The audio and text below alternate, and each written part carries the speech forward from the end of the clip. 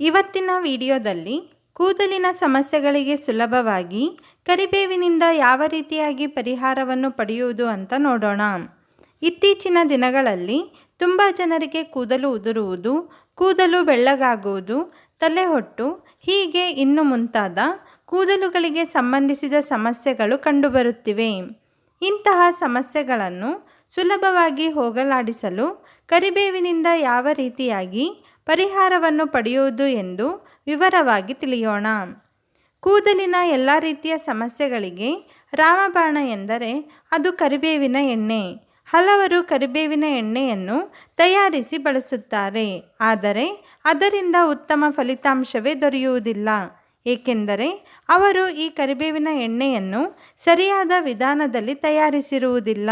ಅದಕ್ಕಾಗಿ ಇದರಿಂದ ಯಾವುದೇ ಲಾಭಗಳು ಕೂಡ ಅವರಿಗೆ ಸಿಕ್ಕಿರುವುದಿಲ್ಲ. ಅದಕ್ಕಾಗಿ ಇಂದಿನ ವಿಡಿಯೋದಲ್ಲಿ ಸರಿಯಾಗಿ ಕರಿಬೇವಿನ ಎಣ್ಣೆಯನ್ನು ಹೇಗೆ ತಯಾರಿಸುವುದು ಎಂದು ನೋಡೋಣ.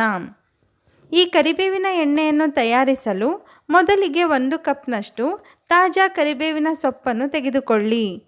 ಇದನ್ನು ಒಂದು ಪಾತ್ರೆಗೆ ಹಾಕಿ ನಂತರ ಇದಕ್ಕೆ 3ರಿಂದ 4 ಚಮಚ ಮೆಂತೆಕಾಳನ್ನು ಸೇರಿಸಿ ನಂತರ ಈ ಪಾತ್ರೆಗೆ 1.5 ಕಪ್ನಷ್ಟು ಕೊಬ್ಬರಿ ಎಣ್ಣೆಯನ್ನು ಹಾಕಿ ಇದನ್ನು ಸ್ಟವ್ನ ಮೇಲಿಟ್ಟು ಸಣ್ಣ ಉರಿಯಲ್ಲಿ 10ರಿಂದ 15 ನಿಮಿಷಗಳವರೆಗೆ ಕುದಿಸಿ. ಬಹಳಷ್ಟು ಜನ ಗ್ಯಾಸ್ ಸ್ಟವನ್ನು ಸಣ್ಣ ಉರಿಯಲ್ಲಿ ಇಡದೆ ಜೋರಾಗಿ ಇಟ್ಟು ಈ ಎಣ್ಣೆಯನ್ನು ಕುದಿಸುತ್ತಾರೆ. ಇದರಿಂದ ಯಾವುದೇ ರೀತಿಯ ಪೋಷಕಾಂಶಗಳು ಕೂದಲುಗಳಿಗೆ ಸಿಗದೆ ನಿಮ್ಮ ಸಮಸ್ಯೆಗೆ ಪರಿಹಾರವು ಸಿಗುವುದಿಲ್ಲ. ಅದಕ್ಕಾಗಿ ಈ ತಪ್ಪನ್ನು ಮಾಡದೆ ನಿಧಾನವಾಗಿ ಸಣ್ಣ ಉರಿಯಲ್ಲಿ 15 ನಿಮಿಷಗಳವರೆಗೆ ಈ ಎಣ್ಣೆಯನ್ನು ಕುದಿಸಿ. ಆಗ ಎಣ್ಣೆಯು ಹಸಿರು ಬಣ್ಣಕ್ಕೆ ಬದಲಾಗುತ್ತದೆ. ಇದರಿಂದ ನಿಮ್ಮ ಕೂದಲುಗಳಿಗೆ ಕರಿಬೇವಿನ ಔಷಧಿಯ ಗುಣಗಳು ಸರಿಯಾಗಿ ಸಿಗುತ್ತವೆ. ನಂತರ ಈ ಎಣ್ಣೆಯನ್ನು ತಣ್ಣಗಾಗಲು ಬಿಡಿ. ಈ ಎಣ್ಣೆಯನ್ನು ಸಂಪೂರ್ಣವಾಗಿ ತಣ್ಣಗಾದ ನಂತರ ಶೋಧಿಸಿ ಒಂದು ಗಾಳಿಯಾಡದ ಡಬ್ಬಿಗೆ ಅಥವಾ ಬಾಟಲಿಗೆ ಹಾಕಿ ಸ್ಟೋರ್ ಮಾಡಿ. ಇದು 6 ತಿಂಗಳುಗಳವರೆಗೆ ಕೆಡುವುದಿಲ್ಲ.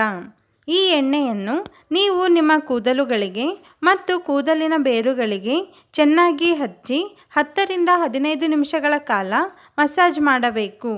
ಇದನ್ನು 30ರಿಂದ 45 ನಿಮಿಷದವರೆಗೆ ಹಾಗೆ ಬಿಟ್ಟು ನಂತರ ಉಗುರು ಬೆಚ್ಚಗಿನ ನೀರಿನಿಂದ ಅಥವಾ ತಣ್ಣನೆಯ ನೀರಿನಿಂದ ತಲೆ ಸ್ನಾನವನ್ನು ಮಾಡಬೇಕು. ವಾರದಲ್ಲಿ 3ರಿಂದ 4 ಬಾರಿ ಹೀಗೆ ಮಾಡುವುದರಿಂದ ನೀವು ಬೇಗನೆ ಕೂದಲಿನ ಸಮಸ್ಯೆಗಳಿಂದ ಹೊರಬರಬಹುದು. ಈ ಕರಿಬೇವಿನ ಎಣ್ಣೆಯನ್ನು ನಿಯಮಿತವಾಗಿ ಕೂದಲುಗಳಿಗೆ ಬಳಸುವುದರಿಂದ ನೀವು ಆರೋಗ್ಯಕರವಾದ, ದಟ್ಟವಾದ, ಉದ್ದವಾದ, ಕಪ್ಪಾದ, ಹೊಳೆಯುವ ಕೂದಲುಗಳನ್ನು ಪಡೆಯಬಹುದು. ಈ ಎಣ್ಣೆಯನ್ನು ನೀವು ತಯಾರಿಸಿ ಬಳಸಿ ಇದರ ಪ್ರಯೋಜನವನ್ನು ಪಡೆಯಿರಿ. ಈ ವಿಡಿಯೋ ನಿಮಗೆ ಇಷ್ಟವಾಗಿದ್ದರೆ ಲೈಕ್ ಮಾಡಿ, ಶೇರ್ ಮಾಡಿ, ಕಮೆಂಟ್ ಮಾಡಿ ಮತ್ತು ನಮ್ಮ ಚಾನಲನ್ನು ಸಬ್ಸ್ಕ್ರೈಬ್ ಮಾಡಲು ಮರೆಯದಿರಿ.